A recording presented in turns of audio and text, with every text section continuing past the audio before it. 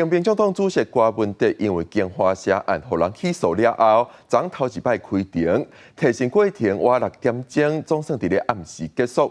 法庭上，郭文德同款主张无罪，甚至当场讲伊正册检察官，也强调家己袂逃亡。昨是提审4个人拢主张无罪，敢会继续羁押2个月？最近评议了后，会搁再裁定。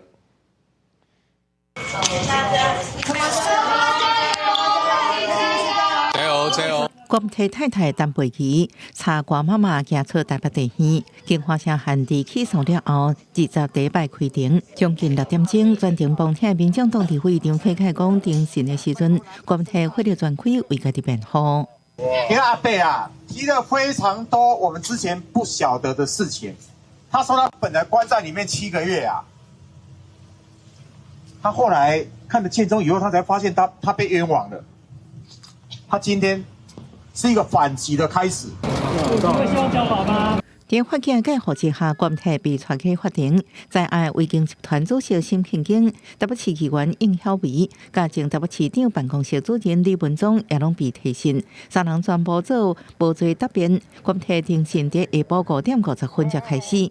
检方在庭上指出，郭文太用3摆辩论会、4摆公文批示、甲电证等，对经发生7段护航，各是也无了放水。这互郭文太气甲当场转倒啊，讲这是无实在指控。郭文太坚持毋认罪，表示无道理贪腐公益亲占。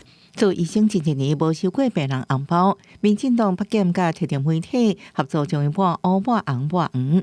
伊个点名前办检察官林俊贤对伊霸凌，捌对伊讲，早考的随身碟内底有不雅影片，若无承认犯行，对交互法院公开。韩国想着陈佩琪家教真严，则无被骗。